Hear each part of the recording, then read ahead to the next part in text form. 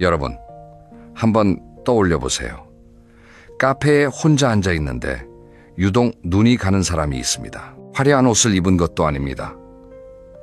큰 소리로 전화를 하는 것도 아닙니다. 그냥 조용히 커피 한 잔을 앞에 두고 창밖을 바라보고 있을 뿐인데 왠지 모르게 그 사람한테서 눈을 뗄 수가 없습니다. 반대로 옆 테이블에는 비싼 시계를 차고 브랜드 옷을 입고 있는데도 전혀 그런 느낌이 들지 않는 사람도 있습니다. 이 차이가 뭘까요? 외모일까요? 돈일까요? 아닙니다. 저는 이것을 한 단어로 말할 수 있습니다. 바로 품격입니다. 품격이라는 단어 참 자주 듣긴 하는데 막상 설명하려면 쉽지 않습니다. 그런데 신기하게도 품격이 있는 사람을 만나면 우리는 바로 느낍니다. 아, 이 사람은 다르구나. 말로 설명하기 어렵지만 온몸으로 느끼게 됩니다. 그리고 이 품격이라는 것은 나이가 들수록 외모보다 훨씬 더 강력한 힘을 발휘합니다. 오늘 이 영상에서는 60살 이후에 혼자 있어도 품격이 느껴지는 사람들의 특징을 아주 구체적으로 이야기해 드리려고 합니다. 듣고 나시면 아마 깜짝 놀라실 겁니다. 품격이라는 게 대단한 데서 오는 것이 아니라 정말 사소한 습관에서 시작된다는 걸 알게 되실 테니까요. 끝까지 함께 해주시면 오늘부터 당장 달라질 수 있는 실천법까지 알려드리겠습니다. 자, 그럼 첫 번째 이야기부터 시작하겠습니다. 여러분, 누군가를 처음 만났을 때를 생각해 보세요. 그 사람이 어떤 옷을 입고 있었는지, 얼굴이 어떻게 생겼는지, 솔직히 시간이 지나면 잘 기억이 안 납니다. 그런데 그 사람이 처음 건넨 말 한마디는 오래 기억에 남습니다.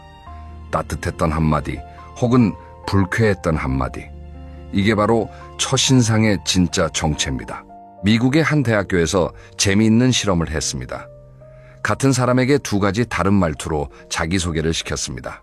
한 번은 또박또박 부드럽게 상대방의 이름을 불러주면서 인사를 했고, 다른 한 번은 내용은 똑같은데 빠르고 사무적으로 인사를 했습니다. 결과가 어땠을까요? 부드럽게 인사한 경우 상대방이 느끼는 호감도가 2배 가까이 높았다고 합니다. 말의 내용이 아니라 말을 건네는 방식이 그 사람의 첫인상을 결정한 겁니다. 우리 주변에서도 이런 경험 많으시잖아요. 병원에 갔는데 접수대 직원이 고개도 안 들고 이름이 뭐예요? 이렇게 물어보면 기분이 묘하게 안 좋습니다. 그런데 다른 병원에서는 직원이 눈을 맞추고 어서 오세요, 어디가 불편하세요 이렇게 말해주면 앞으로 간 건데도 마음이 편해집니다. 둘 다 같은 질문을 하는 건데 느낌이 완전히 다릅니다. 예순이 넘으면 이 차이가 더 극명해집니다. 왜냐하면 나이가 들수록 우리 얼굴의 주름이나 피부색보다 목소리의 온도와 말의 결이 그 사람을 대표하게 되기 때문입니다. 젊었을 때는 외모가 많은 것을 가려주기도 합니다. 그런데 예순이 넘으면 솔직히 외모만으로 차별화되기가 어렵습니다. 그때부터는 진짜 그 사람의 내면이 밖으로 드러나기 시작합니다. 그리고 그 내면이 가장 먼저 나타나는 통로가 바로 말투입니다. 품격 있는 사람들의 첫마디에는 공통점이 있습니다. 첫째, 상대방을 먼저 인정해 줍니다. 예를 들어 오랜만에 동네 이웃을 만났을 때 왔어 이렇게 말하는 것과 아이고 오늘 표정이 참 좋으시네요 이렇게 말하는 것은 하늘과 땅 차이입니다. 상대방을 먼저 인정해 주는 한마디가 그 사람의 품격을 순식간에 드러냅니다. 둘째, 질문을 할 때도 명령이 아니라 배려가 담깁니다. 이거 왜 이래? 대신에 혹시 이 부분에 대해서 좀 알려주실 수 있으세요? 이런 식입니다. 같은 궁금증이지만 듣는 사람의 기분이 완전히 달라집니다. 상대방에게 선택권을 주는 말투, 이것이 품격의 신호입니다. 셋째, 부정적인 이야기를 할 때도 부드러운 쿠션을 깔아줍니다. 그건 아니지. 이렇게 바로 반박하는 대신에 그 생각도 일리가 있는데 저는 이런 부분도 생각해봤거든요. 이렇게 말합니다. 상대방의 의견을 일단 존중하고 나서 자기 생각을 이야기합니다. 이 작은 차이가 듣는 사람으로 하여금 이 사람은 참 격이 있구나 라고 느끼게 만듭니다. 여러분, 이건 타고난 성격의 문제가 아닙니다. 연습하면 누구나 할 수 있습니다. 내일 아침에 가족에게 혹은 동네 가게 사장님에게 먼저 따뜻한 한마디를 건네보세요. 오늘 날씨가 참 좋죠. 이 한마디면 됩니다. 그 한마디가 여러분의 품격을 보여주는 첫 번째 시작이 될 겁니다. 그런데 말이죠. 말을 잘하는 것보다 더 어려운 게 있습니다. 그건 바로 말을 안 하는 겁니다. 이상하게 들리시죠? 그런데 이게 정말 중요합니다. 두 번째 이야기에서 이 비밀을 알려드리겠습니다. 여러분 주변에 이런 분 계시지 않나요? 모임에 가면 말은 별로 안 하는데 그분이 한마디 하면 다들 조용해지고 귀를 기울이는 분. 반대로 처음부터 끝까지 쉬지 않고 이야기하는데 나중에 돌아오는 길에 생각해보면 뭘 들었는지 하나도 기억이 안 나는 분도 있습니다. 이 차이가 어디서 올까요? 바로 침묵의 힘입니다. 나이가 들면 말이 많아지는 경향이 있습니다. 이건 자연스러운 현상입니다. 살아온 세월이 기니까 경험도 많고 하고 싶은 이야기도 많아집니다. 또 은퇴를 하고 나면 대화 상대가 줄어드니까 누군가를 만나면 그동안 못했던 말을 한꺼번에 쏟아내고 싶어지기도 합니다. 충분히 이해할 수 있는 일입니다. 그런데 여기에 함정이 있습니다. 말이 많아지면 듣는 사람이 피곤해집니다. 처음에는 고개를 끄덕이다가 점점 시선이 다른 곳으로 갑니다. 핸드폰을 슬쩍 꺼내봅니다. 그리고 다음에 그 사람을 만나자는 약속에 점점 응하지 않게 됩니다. 말을 많이 하는 사람은 그 이유를 모릅니다. 나는 분명 좋은 이야기를 해줬는데 왜 연락이 뜸해질까? 속상해하십니다. 하지만 진짜 이유는 단순합니다. 대화가 일방통행이었기 때문입니다. 품격 있는 사람은 다릅니다. 이분들은 상대방이 말할 때 진짜로 듣습니다. 눈을 맞추고 고개를 끄덕이고 중간에 끼어들지 않습니다. 상대방이 이야기를 다 마칠 때까지 기다립니다. 그리고 나서 짧지만 핵심을 찌르는 한마디를 합니다. 그러니까 이런 부분이 힘드셨던 거군요. 이 한마디가 10마디 조언보다 상대방의 마음을 움직입니다. 제가 아는 70대 어르신 한 분이 계십니다. 이분은 동네에서 정말 존경받는 분인데 특별한 비결이 있는 게 아닙니다. 이분의 습관은 딱 하나입니다. 누군가 찾아와서 이야기를 하면 끝까지 듣습니다. 중간에 그건 말이야 이러면서 자기 이야기를 꺼내지 않습니다. 상대방이 다 이야기하고 나면 잠시 침묵이 흐릅니다. 그 짧은 침묵 동안 상대방은 오히려 편안함을 느낍니다. 이 사람이 내 말을 진지하게 생각해주고 있구나. 그리고 어르신이 조용히 한마디 건넵니다. 참 고생 많으셨네. 그 한마디에 찾아왔던 사람이 눈시울을 붉힙니다. 이게 침묵의 힘입니다. 침묵은 비어있는 게 아닙니다. 침묵은 상대방에게 당신의 이야기가 중요합니다 라고 말하는 또 다른 언어입니다. 그러면 실제로 어떻게 하면 될까요?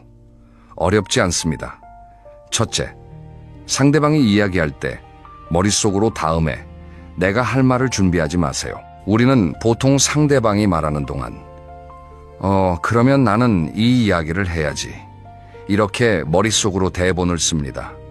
그 순간 이미 듣기를 멈춘 겁니다. 그냥 온전히 상대방의 이야기에 집중해 보세요. 처음에는 어색하지만 며칠만 연습하면 자연스러워집니다. 둘째, 대답하기 전에 3초만 멈추세요. 하나, 둘, 셋.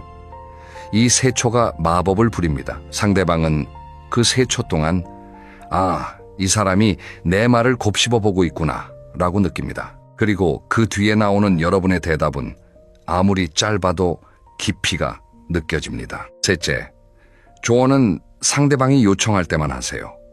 이게 가장 어렵습니다. 살아온 세월이 있으니까 그건 이렇게 하면 돼. 이런 말이 입에서 절로 나옵니다. 하지만 대부분의 사람은 조언을 원하는 게 아닙니다. 그냥 들어주기를 원합니다. 특히 자녀나 며느리, 사위와의 관계에서 이것을 기억하시면 관계가 놀랍도록 부드러워집니다. 말을 줄이면 처음에는 불안합니다. 내가 아무 말도 안 하면 이 사람이 나를 무시하지 않을까, 내가 무능해 보이지 않을까, 이런 걱정이 듭니다. 하지만 실제로는 정반대입니다. 말을 줄일수록 여러분이 하는 한마디의 무게가 무거워집니다. 금이 귀한 이유는 어디에나 있지 않기 때문입니다. 여러분의 말도 마찬가지입니다. 아껴서 할수록 그 가치가 올라갑니다. 여기까지 말투와 침묵에 대해 이야기했습니다. 그런데 품격이라는 것은 다른 사람과 함께 있을 때만 나타나는 걸까요? 아닙니다. 진짜 품격은 아무도 보지 않는 곳에서 혼자 있을 때 드러납니다. 세 번째 이야기에서 이 비밀을 풀어보겠습니다. 여러분, 혼자 있는 시간이 두려우신가요? 아니면 즐기시는 편인가요? 이 질문에 대한 대답이 사실 그 사람의 품격을 가늠하는 중요한 잣대가 됩니다. 우리 사회에서는 오랫동안 혼자 있는 것을 좋지 않게 봤습니다. 혼자 밥 먹으면 불쌍해 보인다. 혼자 여행 가면 외로운 사람이다. 이런 인식이 있었습니다. 특히 중장년층에게는 더 그랬습니다. 항상 사람들과 어울려야 하고 모임에 나가야 하고 전화통이 뜨거워야 인맥이 넓은 사람, 사회적으로 인정받는 사람이라고 여겼습니다. 그런데 잠깐 생각해 보세요. 여러분이 정말 존경하는 분을 떠올려 보세요. 그분이 항상 왁자지껄한 모임의 중심에 계신 분인가요? 아마 아닐 겁니다. 오히려 조용히 혼자만의 시간을 잘 보내는 분, 산책을 즐기시는 분, 작은 텃밭을 가꾸시는 분, 이런 분들이 떠오르실 겁니다. 왜 그럴까요? 혼자 있는 시간을 잘 보내는 사람은 내면이 단단하기 때문입니다. 그리고 내면이 단단한 사람에게서 우리는 품격을 느낍니다. 여기서 중요한 구분을 하나 해야 합니다. 외로움과 고독은 다릅니다. 외로움은 원하지 않는데 혼자가 된 상태입니다. 연락할 사람이 없어서, 찾아주는 사람이 없어서 어쩔 수 없이 혼자인 겁니다. 이건 고통입니다. 반면에 고독은 스스로 선택한 혼자만의 시간입니다. 나를 돌아보고 생각을 정리하고 좋아하는 일에 집중하는 시간입니다. 이건 성장입니다. 품격 있는 사람들은 이 고독의 시간을 두려워하지 않습니다. 오히려 적극적으로 만들어냅니다. 그리고 그 시간을 낭비하지 않습니다. 구체적으로 어떻게 보내는지 이야기해 볼까요? 아침에 일어나서 10분만 조용히 앉아보세요. 텔레비전 켜지 마시고 핸드폰 보지 마시고 그냥 창밖을 바라보세요. 봄이면 나뭇가지에 새잎이 나오는 게 보이고 여름이면 아침 햇살이 유독 눈부시고 가을이면 하늘이 높아진 걸 느끼시게 됩니다. 20분의 고요함이 하루 종일 여러분의 표정을 부드럽게 만들어줍니다. 또 하나, 혼자 산책하는 습관을 들여보세요. 꼭 등산이 아니어도 됩니다. 동네 한 바퀴만 천천히 걸으세요. 이어폰으로 음악을 듣는 것도 좋지만 가끔은 아무것도 듣지 말고 그냥 걸어보세요. 바람소리, 새소리, 멀리서 들리는 아이들, 웃음소리, 이런 것들이 들리기 시작하면 여러분의 감각이 살아나고 있다는 증거입니다. 혼자 밥을 먹는 것도 연습해보세요. 처음에는 좀 민망하실 수 있습니다. 주변 시선이 신경 쓰이실 수 있습니다. 하지만 몇 번 해보시면 알게 됩니다. 아무도 신경 안 씁니다. 오히려 혼자 맛있는 것을 천천히 음미하며 먹는 그 시간이 얼마나 행복한지 느끼시게 됩니다. 혼자 식당에 들어가서 메뉴판을 천천히 읽고 오늘 먹고 싶은 것을 스스로 골라서 아무 방해 없이 한 끼를 즐기는 것, 이게 바로 자기 자신을 존중하는 시간입니다. 독서도 빼놓을 수 없습니다. 책 한 권을 한 달에 걸쳐 천천히 읽어보세요. 빨리 읽을 필요 없습니다. 하루에 5쪽이면 충분합니다. 5쪽이라고 우습게 보시면 안 됩니다. 하루 5쪽이면 한 달이면 150쪽입니다. 1년이면 책 6권에서 7권을 읽게 됩니다. 그렇게 3년이 지나면 20권 가까운 책의 지혜가 여러분 안에 쌓입니다. 그 지혜가 말투에 묻어나고 표정에 묻어나고 걸음걸이에 묻어납니다. 사람들은 구체적으로 뭐가 달라졌는지 모르지만 이 사람 뭔가 달라졌다, 이렇게 느끼게 됩니다. 혼자 있는 시간을 잘 보내는 사람은 다른 사람과 함께 있을 때도 다릅니다. 자기 안에 채워진 것이 있으니까 상대방에게 기대지 않습니다. 인정받으려고 애쓰지 않습니다. 여유가 있습니다. 그 여유가 바로 품격으로 보이는 겁니다. 반면에 혼자 있는 시간을 못 견디는 사람은 끊임없이 외부에서 무언가를 채우려 합니다. 모임에 빠지면 불안하고, 전화가 안 오면 서운하고, 누군가에 관심이 없으면 공허합니다. 이런 상태에서는 아무리 비싼 옷을 입고 좋은 차를 타도 품격이 느껴지기 어렵습니다. 왜냐하면 내면이 흔들리고 있기 때문입니다. 그러니 혼자 있는 시간을 두려워하지 마세요. 그 시간이야말로 여러분의 품격을 쌓아주는 가장 소중한 투자입니다. 자, 이제 말투와 침묵, 그리고 혼자만의 시간에 대해 이야기했습니다. 그런데 말을 한마디도 하지 않아도 우리가 상대방에게 보내는 신호가 있습니다. 바로 표정과 자세입니다. 네 번째 이야기에서는 이 보이지 않는 언어에 대해 이야기해 보겠습니다. 여러분, 길을 걷다가 맞은편에서 오는 사람을 보세요. 아직 아무 말도 하지 않았는데 우리는 이미 그 사람에 대해 판단을 내립니다. 저 사람은 좀 무서워 보인다. 저 사람은 친절해 보인다. 저 사람은 뭔가 힘들어 보인다. 이 판단이 어디서 올까요? 전부 표정과 자세에서 옵니다. 심리학에서는 이것을 비언어적 소통이라고 부릅니다. 그리고 놀라운 사실이 하나 있습니다. 사람과 사람 사이의 소통에서 말의 내용이 차지하는 비율은 생각보다 낮습니다. 오히려 목소리의 톤, 표정, 몸짓, 자세, 이런 비언어적 요소가 소통의 대부분을 차지합니다. 쉽게 말해서 무슨 말을 하느냐보다 어떤 표정으로 어떤 자세로 말하느냐가 더 중요하다는 뜻입니다. 예순이 넘으면 얼굴에는 세월의 흔적이 새겨집니다. 주름이 생기고 피부가 처지고 이건 누구도 피할 수 없습니다. 그런데 같은 주름이라도 웃는 주름이 있고 찡그린 주름이 있습니다. 평소에 잘 웃는 사람은 눈가와 입가에 부드러운 선이 잡힙니다. 이 주름은 사람을 더 따뜻하게 보이게 합니다. 반면에 평소에 인상을 찡그리는 사람은 미간과 입꼬리에 깊은 선이 잡힙니다. 이 주름은 사람을 더 차갑고 불만스러워 보이게 합니다. 지금 잠깐 여러분의 표정을 느껴보세요. 이 영상을 보면서 혹시 이마에 힘이 들어가 있지는 않나요? 입이 꾹 다물어져 있지는 않나요? 의식하지 않으면 우리 얼굴은 무표정이 되기 쉽습니다. 무표정은 나쁜 게 아니지만 상대방에게 차가운 인상을 줄 수 있습니다. 특히 나이가 들면 근육이 처지면서 자연스럽게 입꼬리가 내려가기 때문에 본인은 그냥 평범한 표정이라고 생각하는데 상대방은 불쾌해 보인다고 느낄 수 있습니다. 그래서 하나만 기억하세요. 입꼬리를 살짝 올려주세요. 활짝 웃을 필요 없습니다. 그냥 입꼬리를 1mm만 올려주세요. 이것만으로 여러분의 표정이 완전히 달라집니다. 부드러워 보이고 여유 있어 보이고 만만하게 보이는 게 아니라 편안하게 보입니다. 거울 앞에서 한번 해보세요. 이제 자세 이야기를 해보겠습니다. 자세는 표정보다 더 멀리서도 보입니다. 10m 밖에서도 그 사람의 자세는 보이지만 표정은 잘 안 보입니다. 그러니까 자세가 첫인상의 진짜 첫 번째 관문인 셈입니다. 구부정하게 걷는 사람을 보면 어떤 느낌이 드시나요? 힘이 없어 보이고 자신감이 없어 보이고 어딘가 아파 보입니다. 반면에 허리를 펴고 어깨를 자연스럽게 열고 걷는 사람을 보면 나이가 많아도 건강해 보이고 당당해 보입니다. 이 차이가 품격의 차이입니다. 나이가 들면 등이 굽고 어깨가 앞으로 말리는 게 자연스러운 현상이긴 합니다. 근육이 줄어들고 뼈가 약해지니까요. 하지만 이것을 그냥 받아들이기만 하면 몸만 구부러지는 게 아니라 마음까지 구부러집니다. 자세가 감정에 영향을 주기 때문입니다. 구부정하게 앉아있으면 실제로 기분이 처지고 허리를 펴고 앉으면 실제로 기분이 나아진다는 연구 결과가 있습니다. 몸이 마음을 이끄는 겁니다. 일상에서 자세를 바르게 유지하는 간단한 방법을 알려드리겠습니다. 첫째, 의자에 앉을 때 엉덩이를 의자 등받이에 바짝 붙이세요. 이것만 해도 자연스럽게 허리가 펴집니다. 소파에 푹 빠져 앉는 습관이 있으시다면 등 뒤에 작은 쿠션을 하나 넣어보세요.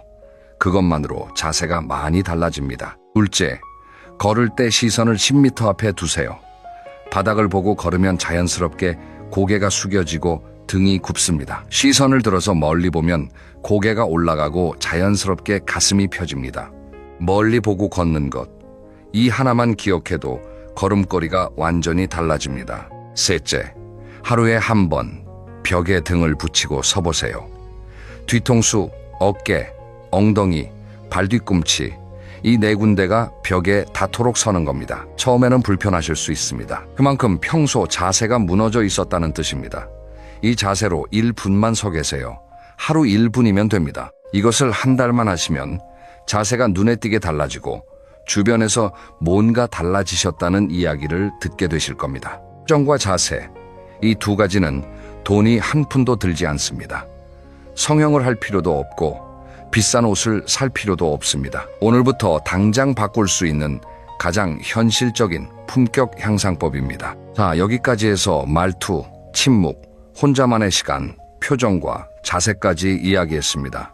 이제 조금 더 깊은 이야기를 해보려고 합니다. 나이가 들면 피할 수 없는 현실이 있습니다. 은퇴, 직함의 상실, 경제적 변화, 이런 것들이 왔을 때 품격이 있는 사람과 그렇지 않은 사람의 차이가 가장 극명하게 드러납니다.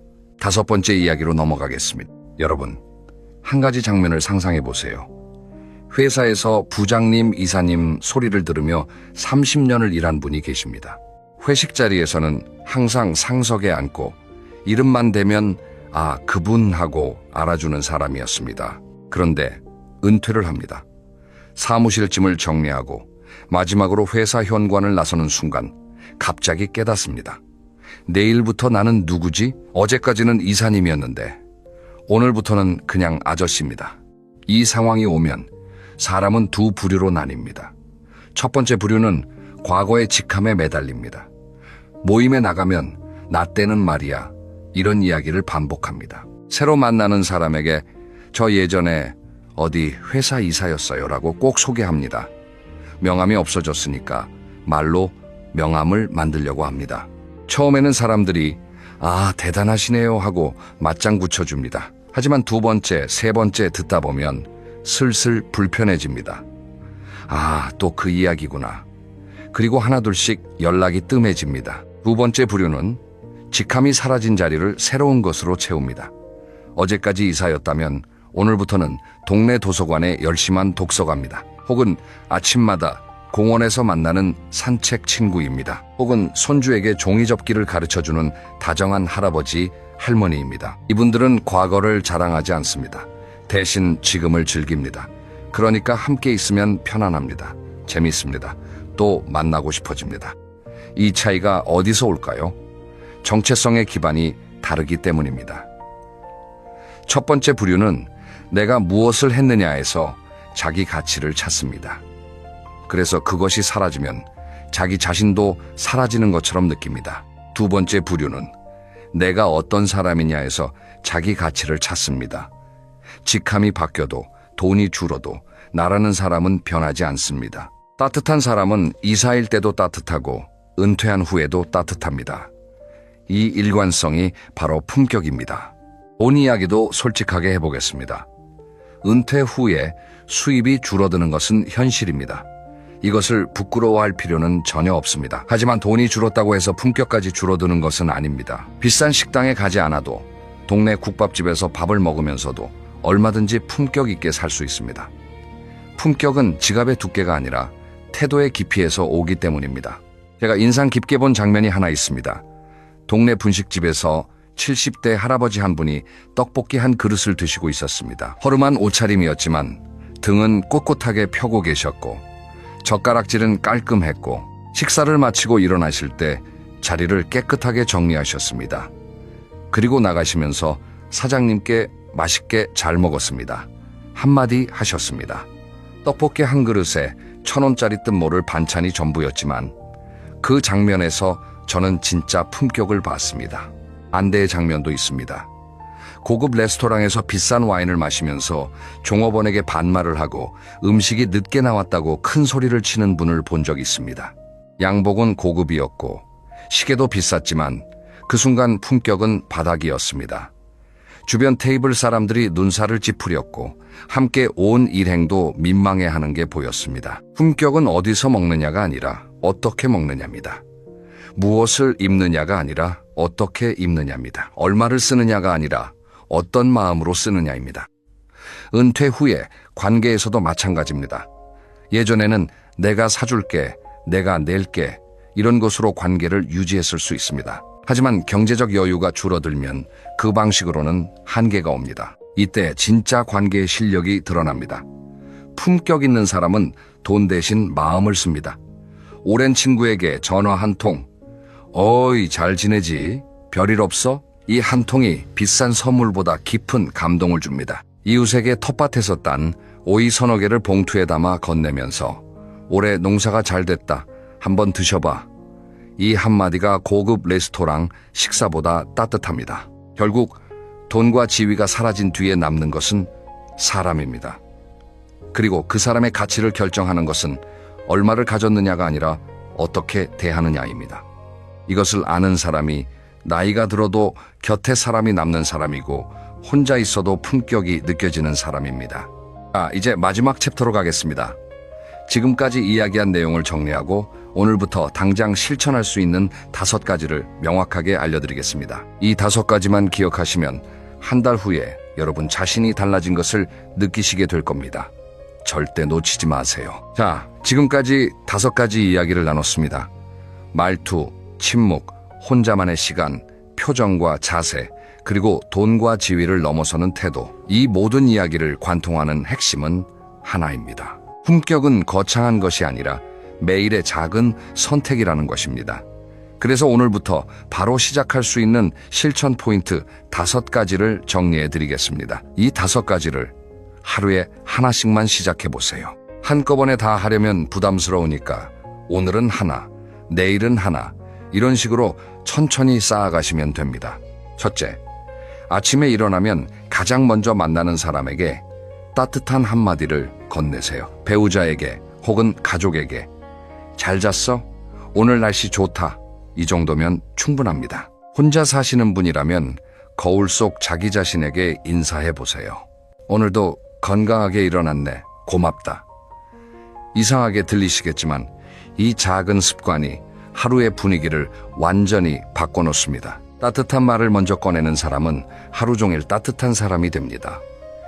이것이 품격의 출발점입니다. 둘째, 하루에 한 번 상대방의 말을 끝까지 듣고 세 초 후에 대답하세요. 오늘 누군가와 대화를 하시게 되면 그 사람이 말을 마칠 때까지 기다려보세요.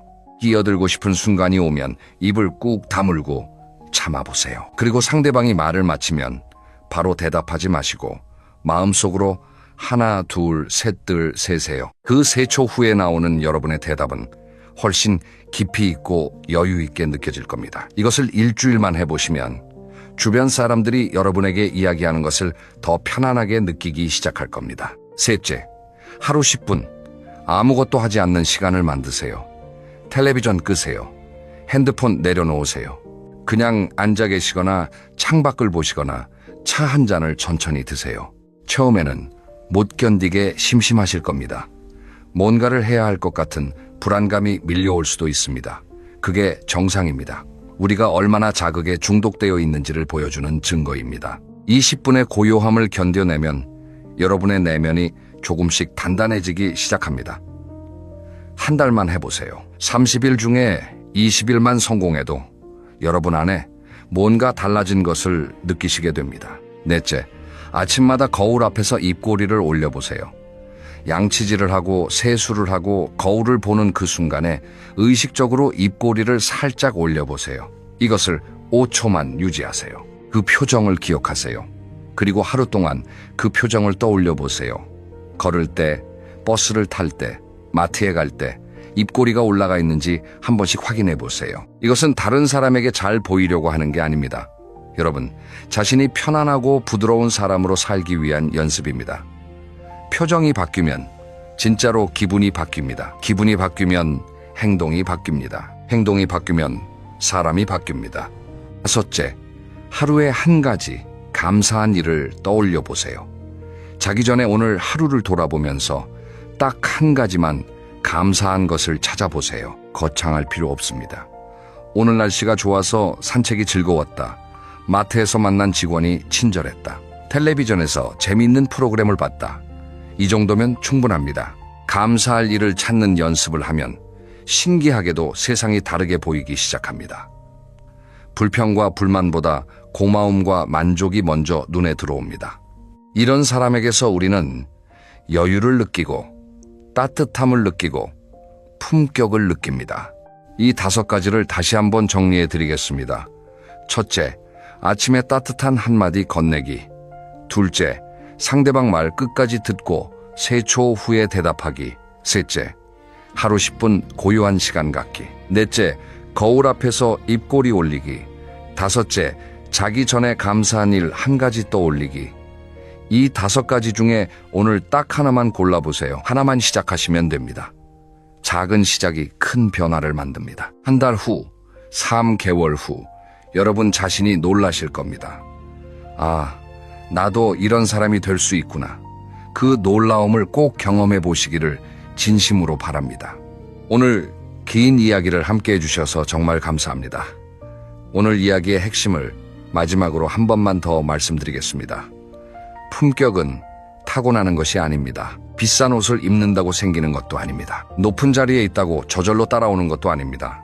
품격은 매일 선택하는 것입니다. 어떤 말을 하느냐, 어떻게 들어주느냐, 혼자만의 시간을 어떻게 보내느냐, 어떤 표정으로 세상을 마주하느냐, 그리고 돈과 직함이 사라진 뒤에도 어떤 태도로 살아가느냐. 이 모든 작은 선택들이 모여서 그 사람만의 품격이 됩니다. 예순이 넘으면 인생의 후반전이 시작됩니다. 후반전이라고 해서 힘이 빠지는 시간이 아닙니다. 오히려 전반전에서 쌓아온 모든 경험과 지혜가 빛을 발하는 시간입니다. 그 빛의 이름이 바로 품격입니다. 여러분은 이미 충분히 많은 것을 경험하셨고 충분히 많은 것을 이겨내셨습니다. 그 세월이 여러분 안에 고스란히 남아 있습니다. 이제 그것을 품격이라는 이름으로 세상에 보여주시면 됩니다. 오늘부터 지금 이 순간부터 여러분의 후반전을 진심으로 응원합니다. 여러분, 한 가지 질문을 드리겠습니다. 80살이 넘은 어르신 중에서 지금이 내 인생에서 가장 행복한 시기라고 말하는 분들이 있다면 믿으시겠습니까? 놀랍게도 이런 분들이 실제로 존재합니다. 미국 하버드 대학교에서 무려 85년 동안 진행한 성인 발달 연구가 있는데요. 이 연구에서 밝혀진 사실 하나가 저를 멈추게 만들었습니다. 나이가 든다고 반드시 불행해지는 것이 아니라 오히려 특정한 습관을 가진 사람들은 나이가 들수록 삶의 만족도가 올라간다는 겁니다. 반대로 생각해보면 이런 뜻이기도 합니다. 지금 어떤 습관을 들이느냐에 따라 10년 후, 20년 후에 내 모습이 완전히 달라질 수 있다는 것이지요. 그런데 문제는 막상 잘 살아야지 하고 마음을 먹어도 도대체 무엇부터 시작해야 할지 막막하다는 점입니다. 건강 정보는 넘쳐나는데 서로 다른 말을 하고, 운동을 하라는데 무릎이 아프고, 사람을 만나라는데 만날 사람이 마땅치 않고요. 오늘 이 영상에서는 그 막막함을 확 걷어드리려고 합니다. 노년의 인생을 진짜로 빛나게 만들어주는 12가지 방법을 준비했습니다. 거창한 이야기가 아닙니다. 내일 아침부터 바로 시작할 수 있는 작고 구체적인 실천들입니다. 끝까지 들으시면 12가지 중에서 이건 나한테 딱이다 하는 것이 반드시 있을 겁니다. 자, 그러면 첫 번째 이야기부터 시작해 보겠습니다. 첫 번째 방법은 매일 같은 시간에 일어나는 것입니다. 너무 단순해서 실망하셨을 수도 있습니다. 그런데 이 단순한 습관이 왜 첫 번째에 놓였는지 이유를 들으시면 생각이 달라지실 겁니다. 우리 몸속에는 눈에 보이지 않는 시계가 있습니다. 흔히 생체 시계라고 부르지요. 이 시계는 뇌 한가운데 아주 작은 부위에서 작동하는데요. 매일 아침 비슷한 시간에 눈을 뜨면 이 시계가 하루가 시작됐구나 하고 정확하게 맞춰집니다. 그러면 낮에는 활력이 생기고 밤에는 자연스럽게 졸음이 옵니다. 그런데 퇴직 후에 이제 알람 없이 살아도 된다며 매일 다른 시간에 일어나시는 분들이 참 많습니다. 한번 떠올려 보세요. 어떤 날은 아침 6시에 눈이 떠지고 어떤 날은 9시가 넘어서야 겨우 일어나고 이렇게 들쭉날쭉하면 생체 시계가 혼란에 빠집니다. 시차 적응이 안 된 해외여행 첫날처럼 낮에 멍하고 밤에 말똥말똥한 상태가 반복되는 거지요. 이게 며칠이면 괜찮은데 몇 달, 몇 년 이어지면 수면의 질이 크게 떨어지고 면역력에도 영향을 줍니다. 그래서 드리는 제안은 이렇습니다. 평일이든 주말이든 매일 아침 정해진 시간에 일어나 보세요. 꼭 새벽같이 일찍일 필요는 없습니다. 아침 6시가 됐든 7시가 됐든 본인에게 편한 시간을 하나 정해서 30일만 지켜보시는 겁니다. 처음 일주일은 좀 힘들 수 있습니다. 그런데 열흘쯤 지나면 알람이 울리기도 전에 눈이 떠지는 경험을 하시게 될 겁니다. 그때의 상쾌함은 직접 겪어보신 분만 아십니다. 이렇게 같은 시간에 눈을 떴다면 그 다음에 해야 할 일이 있습니다. 바로 두 번째 방법인데요. 바로 아침 햇빛을 쬐는 것입니다. 일어나자마자 커튼을 활짝 열거나 가능하면 밖으로 나가서 햇빛을 맞으세요. 10분에서 20분이면 충분합니다. 왜 하필 아침 햇빛이냐고요? 아침 햇빛에는 특별한 파장의 빛이 들어있는데 이 빛이 눈의 망막을 통해 뇌에 신호를 보냅니다. 그 신호를 받은 뇌는 세로토닌이라는 물질을 만들어내기 시작하지요. 세로토닌은 기분을 좋게 해주는 호르몬으로 유명한데 동시에 이것이 밤이 되면 멜라토닌이라는 수면 호르몬으로 바뀝니다. 쉽게 비유하자면 아침에 햇빛을 받는 것은 오늘 하루 에너지 통장에 입금하는 행위입니다. 이 입금이 없으면 밤에 꺼낼 잠이 없는 거지요. 그래서 불면증으로 고생하시는 어르신들께 전문가들이 가장 먼저 권하는 것 중 하나가 바로 아침 산책입니다. 수면제를 먹기 전에 먼저 아침 햇빛을 시도해보라는 말씀이지요. 실제로 주변에서 이런 분을 본 적이 있습니다. 68세 남성분이셨는데 퇴직 후 불면증이 심해져서 거의 매일 밤 서너 시간밖에 주무시지 못했다고 합니다. 병원에서 여러 가지 검사를 받고 약도 드셨는데 근본적인 해결이 안 됐대요. 그런데 어떤 의사 선생님이 약을 줄이는 대신 매일 아침 7시에 동네 공원을 2바퀴만 걸어보세요 라고 권했답니다. 처음에는 반신반의했지만 3주 정도 지나니 밤에 눕자마자 잠이 들기 시작했다고 하더라고요. 물론 모든 분에게 똑같은 결과가 나타나는 건 아닙니다. 하지만 비용도 안 들고 부작용도 없는 방법이니 시도해볼 가치는 충분하지 않겠습니까? 정리하면 첫째, 매일 같은 시간에 기상하기. 둘째, 일어나자마자 아침 햇빛 쬐기. 이 두 가지만으로도 하루의 에너지와 밤의 수면이 확 달라질 수 있습니다. 자, 그런데 아침을 이렇게 잘 시작했다면 몸도 좀 움직여줘야겠지요? 다음 이야기에서는 운동에 대해 말씀드리겠습니다. 그런데 여기서 많은 분이 오해하시는 것이 하나 있습니다. 운동은 무조건 많이 할수록 좋다는 생각인데요. 과연 그럴까요? 세 번째 방법은 매일 30분 이상 걷는 것입니다. 운동 이야기를 하면 많은 분이 나는 무릎이 안 좋아서 또는 허리가 아파서 운동은 못해 라고 말씀하십니다.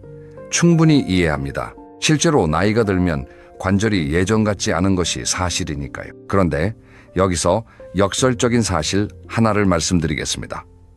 관절이 안 좋을수록 적절한 움직임이 더 필요하다는 것입니다. 관절 주변의 연골은 혈관이 없습니다. 그래서 영양분을 공급받는 방법이 독특한데요.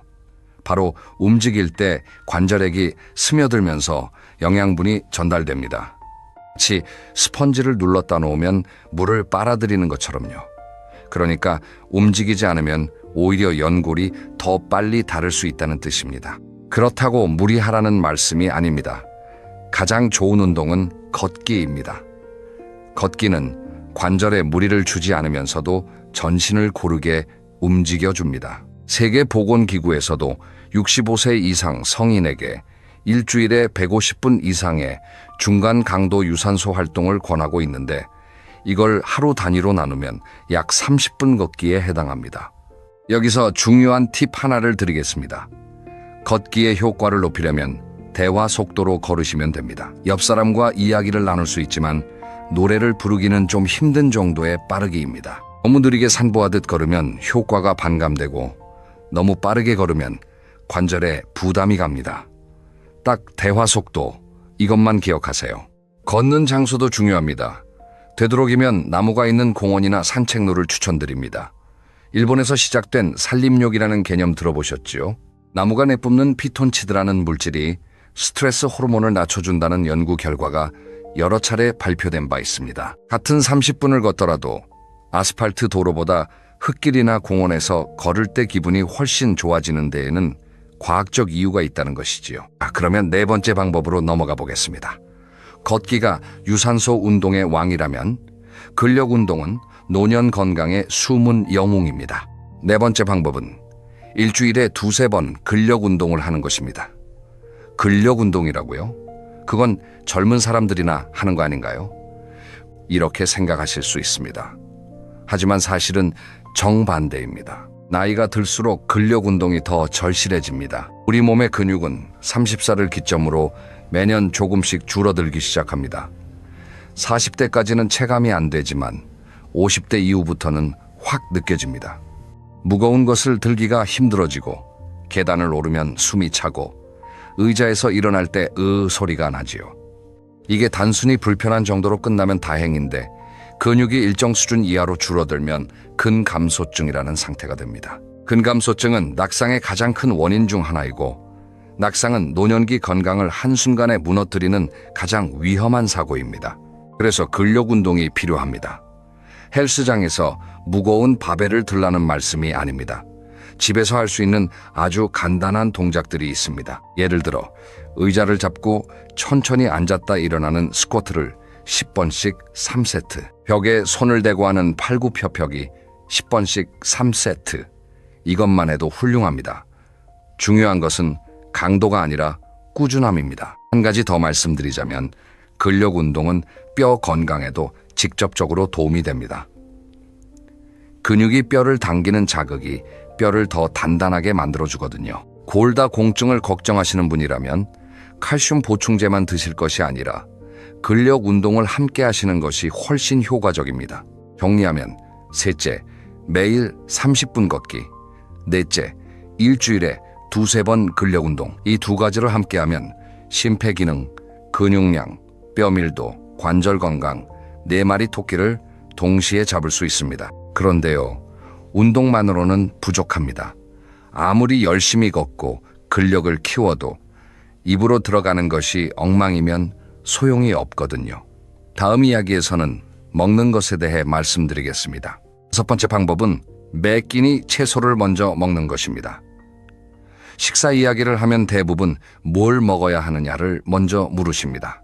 물론 중요한 질문이지요. 하지만 오늘은 조금 다른 각도에서 말씀드리겠습니다. 무엇을 먹느냐 못지않게 어떤 순서로 먹느냐가 중요하다는 이야기입니다. 같은 식탁에 밥, 고기, 채소가 놓여 있다고 해보겠습니다. 우리는 보통 밥부터 한 숟갈 떠서 반찬과 함께 먹지요. 그런데 만약 채소를 먼저 먹고 그 다음에 고기나 생선 같은 단백질을 먹고 밥은 마지막에 먹으면 어떤 일이 벌어질까요? 채소에 들어있는 식이섬유가 위장에 먼저 자리를 잡습니다. 그러면 이후에 들어오는 탄수화물, 그러니까 밥의 당분이 천천히 흡수됩니다. 혈당이 급격하게 올라가는 것을 막아주는 것이지요. 혈당이 급하게 오르면 인슐린이 많이 분비되고 그러면 금방 배가 고파지고 당이 떨어지면서 나른해집니다. 이 과정이 반복되면 당뇨병 위험도 높아지고요. 특별한 음식을 사 먹을 필요도 값비싼 건강식품을 구할 필요도 없습니다. 지금 드시는 식단 그대로 순서만 바꿔보세요. 김치를 먼저 드셔도 좋고 나물 반찬을 먼저 드셔도 좋습니다. 이렇게 간단한 변화 하나가 혈당을 안정시키고 식후 졸음을 줄이고 장기적으로 체중 관리에도 도움이 됩니다. 여기서 한 걸음 더 나아가 보겠습니다. 6번째 방법은 하루에 물 7잔 이상 마시는 것입니다. 많은 분이 의외로 물을 충분히 안 드십니다. 특히 나이가 들면 갈증을 느끼는 감각이 둔해져서 목이 마르지 않으니까 물을 안 마시게 됩니다. 그런데 목이 마르다는 느낌이 들 때는 이미 체내 수분이 상당히 부족한 상태라는 사실 알고 계셨습니까? 물이 부족하면 어떤 일이 생길까요? 먼저 혈액이 끈적해집니다. 혈액이 끈적해지면 혈관벽에 부담이 가고 혈압이 올라갈 수 있습니다. 또 신장이 노폐물을 걸러내는 기능이 떨어집니다. 변비가 생기기 쉽고 피부도 건조해지고 집중력도 떨어집니다. 노년기에 흔한 여러 가지 불편함의 원인이 단순한 수분 부족인 경우가 생각보다 많습니다. 그렇다면 하루에 얼마나 마시면 될까요? 사람마다 다르지만 일반적으로 하루 1.2리터에서 1.5리터 정도가 권장됩니다. 200ml짜리 컵 기준으로 7잔에서 8잔 정도지요. 한꺼번에 벌컥벌컥 마시는 것보다는 1시간에 한 잔씩 나눠 마시는 것이 흡수가 잘 됩니다. 실천 팁을 하나 드리자면 아침에 일어나자마자 물 한 잔을 마시는 습관을 들여보세요. 자는 동안 6시간에서 8시간 동안 물을 한 모금도 안 마신 상태이니까 일어나자마자 마시는 물 한 잔이 몸에 아침 인사를 하는 셈입니다. 이 한 잔으로 장이 움직이기 시작하고 신진대사가 활성화됩니다. 정리하면 5째 채소 먼저 먹기, 6째 물 충분히 마시기, 먹는 것에 대한 이 두 가지는 특별한 돈이나 노력 없이 오늘 당장 시작할 수 있는 것들입니다. 자, 여기까지가 몸에 대한 이야기였습니다. 그런데 여러분, 아무리 몸이 건강해도 마음이 힘들면 행복하지 않지요. 다음 이야기에서는 마음 건강에 대해 깊이 있게 다뤄보겠습니다. 이 부분이 어쩌면 오늘 이야기 중에서 가장 중요할 수 있습니다. 7번째 방법은 하루에 한 번 자신의 감정을 이름 붙여보는 것입니다. 조금 생소하게 들리실 수 있습니다. 감정에 이름을 붙이라니 그게 무슨 뜻이지? 싶으실 테니 예를 들어 설명드리겠습니다. 어떤 날 이유 없이 기분이 가라앉을 때가 있지요. 뭐가 잘못된 것도 아닌데 그냥 무겁고 짜증이 나고 아무것도 하기 싫은 날 말입니다. 이때 대부분의 사람들은 그 감정을 무시하거나 나이 들면 다 그렇지 하고 넘깁니다. 하지만 심리학에서는 이 감정을 알아차리고 이름을 붙이는 것만으로도 감정의 강도가 줄어든다는 연구 결과가 있습니다. 방법은 간단합니다. 하루 중 아무 때나 잠깐 멈추고 자신에게 물어보세요. 지금 내 기분이 어떻지? 그리고 그 기분에 이름을 붙여보는 겁니다. 아, 나는 지금 서운한 거구나. 나는 지금 외로운 거구나. 나는 지금 불안한 거구나. 이렇게 이름을 붙이는 순간 감정이 나를 집어삼키는 것이 아니라 내가 감정을 바라보는 위치로 바뀝니다. 비유를 하자면 거센 파도 속에 빠져 있을 때는 아무것도 보이지 않지요. 그런데 해변에 올라와서 그 파도를 바라보면 아, 파도가 꽤 높구나 하고 객관적으로 볼 수 있잖아요. 감정에 이름을 붙이는 것은 파도 속에서 해변으로 올라오는 행위와 같습니다. 글로 쓰면 효과가 더 커집니다. 매일 밤 잠들기 전에 오늘 하루 느꼈던 감정을 짧게 적어보세요. 한 줄이면 됩니다. 오늘은 옛 친구가 생각나서 좀 쓸쓸했다. 오늘은 손주 전화를 받아서 뿌듯했다. 이 짧은 기록이 쌓이면 나의 감정 패턴이 보이기 시작합니다. 어떤 상황에서 기분이 좋아지고 어떤 상황에서 기분이 가라앉는지 알게 되면 나를 더 잘 돌볼 수 있게 됩니다. 8번째 방법은 매일 새로운 것을 하나씩 배우는 것입니다. 이 나이에 무슨 공부냐고 하실 수도 있습니다. 하지만 여기서 말하는 배움은 시험을 보는 공부가 아닙니다. 호기심을 채우는 모든 활동이 배움입니다. 뇌과학에서 매우 중요한 개념 하나가 있는데요. 신경가소성이라는 것입니다. 쉽게 말해서 뇌는 나이에 상관없이 새로운 연결을 만들 수 있다는 뜻입니다. 예전에는 나이가 들면 뇌세포가 줄어들기만 한다고 생각했는데 최근 연구에서는 적절한 자극을 주면 노년기에도 뇌가 새로운 신경회로를 만든다는 사실이 밝혀졌습니다.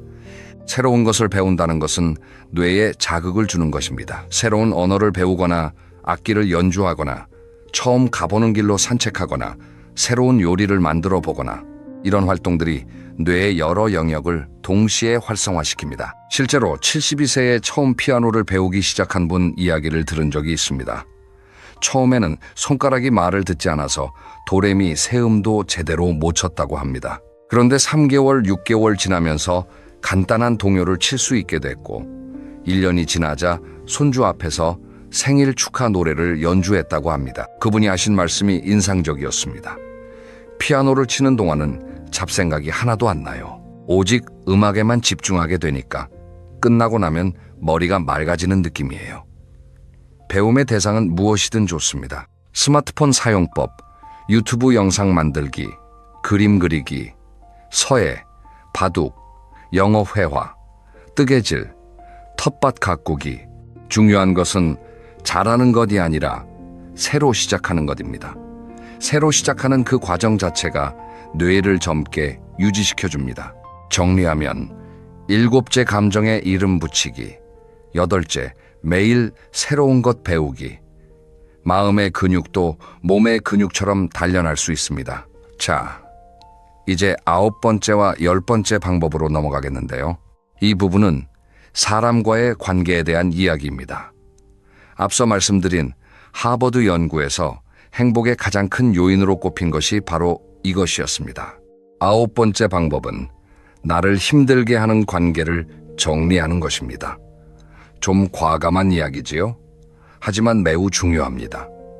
나이가 들수록 에너지가 한정되어 있습니다. 젊었을 때는 싫은 사람도 어쩔 수 없이 만나고 의무적인 모임에 나가고 체면 치레를 할 여력이 있었습니다. 그런데 예순이 넘으면 그 에너지가 확 줄어듭니다.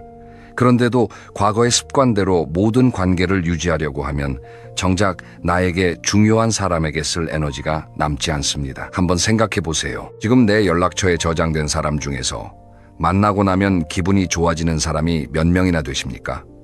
반대로 만나고 나면 기분이 가라앉거나 피곤해지는 사람은요? 정직하게 대답해 보시면 후자가 생각보다 많다는 것을 느끼실 겁니다. 관계를 정리한다는 것이 절교를 하라는 뜻은 아닙니다.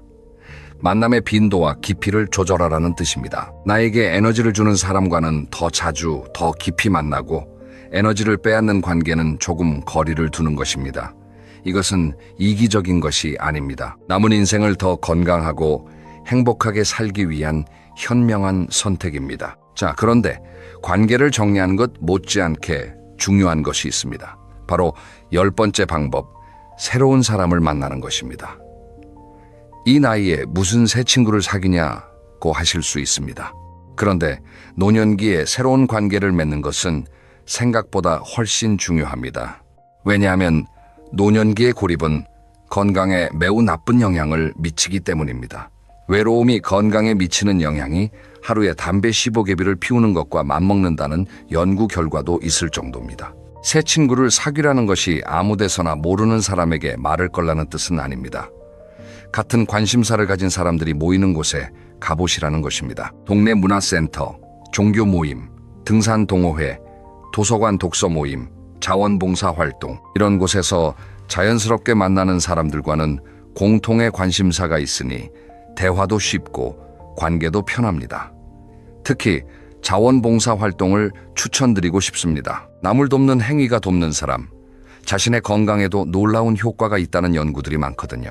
자원봉사를 정기적으로 하는 노인분들이 그렇지 않은 분들에 비해 우울감이 낮고 삶의 만족도가 높으며 심지어 사망률까지 낮다는 결과들이 있습니다. 누군가에게 도움이 되고 있다는 느낌. 이것이 노년의 삶에 엄청난 활력을 불어넣어 줍니다. 한 가지 구체적인 제안을 드리자면 이번 주 안에 동네 주민센터나 복지관에 한 번만 전화해 보세요. 자원봉사나 동호회 활동을 하고 싶은데 어떤 것이 있나요? 이 한마디면 됩니다. 생각보다 다양한 프로그램이 있다는 것에 놀라실 겁니다. 정리하면 9째 에너지를 빼앗는 관계는 거리를 두기, 10째 새로운 사람을 만날 수 있는 곳에 나가기, 사람이 보약이라는 말, 과학적으로도 사실입니다. 자, 이제 마지막 2가지 방법이 남았습니다. 이 2가지는 지금까지의 모든 것을 하나로 묶어주는 핵심 중의 핵심입니다. 놓치지 마시고 끝까지 함께 해주세요. 11번째 방법은 삶의 목적을 다시 설정하는 것입니다. 이것이 왜 중요한지 잠시 일본 오키나와 이야기를 해보겠습니다. 오키나와는 세계적으로 유명한 장수 마을입니다. 이곳 어르신들에게는 이키가이라는 개념이 있는데요. 한국말로 번역하면 아침에 눈을 뜨게 만드는 이유 정도가 될 것 같습니다. 이 마을의 100세 이상 어르신들에게 이키가이가 뭐냐고 물으면 대단한 대답이 나오는 것이 아닙니다. 매일 아침 밭에 나가서 야채를 돌보는 것, 동네 아이들에게 노래를 가르쳐주는 것, 친구들과 모여 차를 마시는 것, 이렇게 소박한 대답이 돌아옵니다. 핵심은 거창한 목표가 아니라는 것입니다. 내일 아침에 일어날 이유가 있느냐 없느냐, 이것이 수십 년의 삶의 질을 결정한다는 것이지요. 회직 후에 많은 분이 갑자기 무기력해지시는 이유가 바로 여기에 있습니다. 수십 년 동안 출근이라는 명확한 아침의 이유가 있었는데 그것이 사라지니 삶의 중심이 흔들리는 겁니다. 그러면 어떻게 다시 목적을 찾을 수 있을까요? 너무 크게 생각하지 마세요. 이런 질문을 자신에게 해보시면 됩니다. 내가 시간 가는 줄 모르고 하는 것이 무엇인가? 다른 사람에게 도움이 되면서 내가 즐거운 것은 무엇인가? 돈을 받지 않아도 기꺼이 할 수 있는 일은 무엇인가? 이 3가지 질문의 교차점에 있는 것이 바로 여러분의 이키가이, 삶의 목적이 될 수 있습니다. 어떤 분은 텃밭 가꾸기일 수 있고, 어떤 분은 손주에게 동화책 읽어주기일 수 있고, 어떤 분은 동네 어르신 도시락 배달일 수 있습니다. 무엇이든 좋습니다. 내일 아침에 눈을 뜨면 이걸 해야지 하는 기대감이 있으면 그것이 삶을 끌고 가는 엔진이 됩니다. 자, 드디어 마지막 12번째 방법입니다.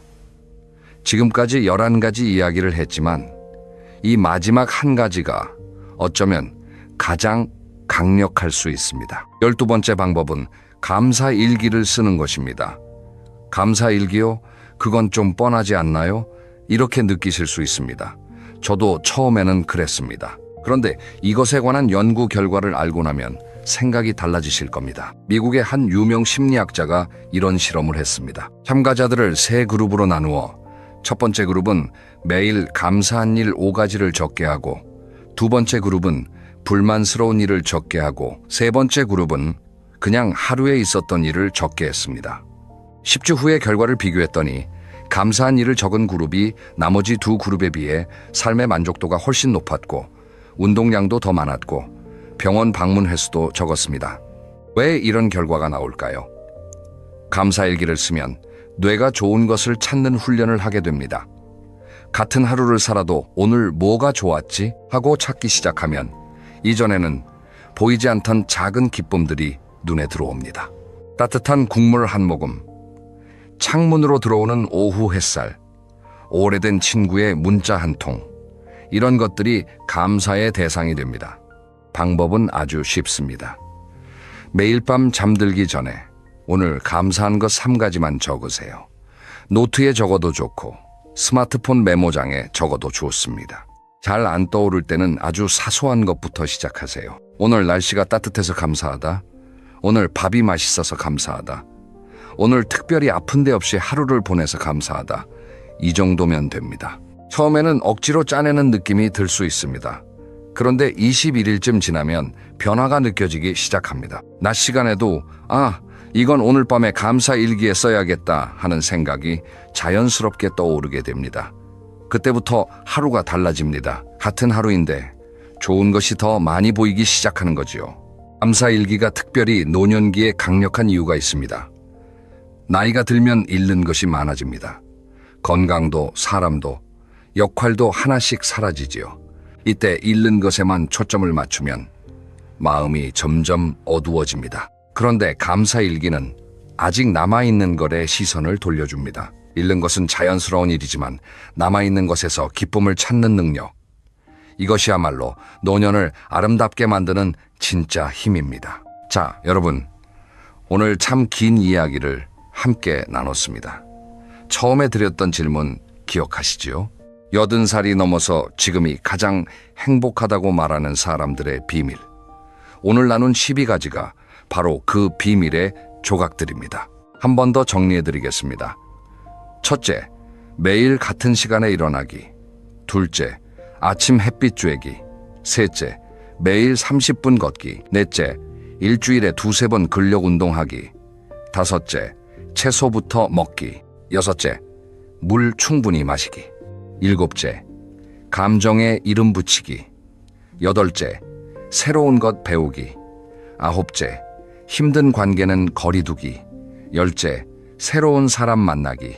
11번째, 삶의 목적 다시 찾기.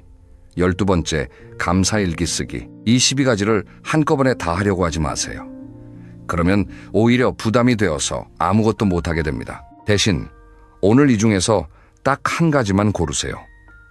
이것만은 내일부터 해봐야겠다 하는 것 한 가지요. 그 한 가지를 30일만 꾸준히 해보세요. 그것이 습관이 되면 자연스럽게 두 번째 것을 시작하게 됩니다. 그렇게 하나씩 쌓아가는 것입니다. 여러분의 노년은 내리막이 아닙니다. 지금까지 바빠서 못했던 것들을 이제야 비로소 할 수 있는 시간입니다. 꽃은 봄에만 피는 것이 아닙니다. 잘 돌보면 가을에도 겨울에도 핍니다. 여러분의 인생도 마찬가지입니다. 오늘 영상이 도움이 되셨다면 주변의 소중한 분에게 공유해 주세요. 함께 듣고 함께 실천하면 효과가 배가 됩니다. 다음 영상에서는 잠을 잘 자는 것만으로 10년 젊어지는 수면의 과학에 대해 깊이 있게 다뤄볼 예정입니다. 오늘 이야기와 이어지는 내용이니 놓치지 마시고 꼭 함께 해주세요. 오늘도 들어주셔서 감사합니다. 건강하고 행복한 하루 보내세요.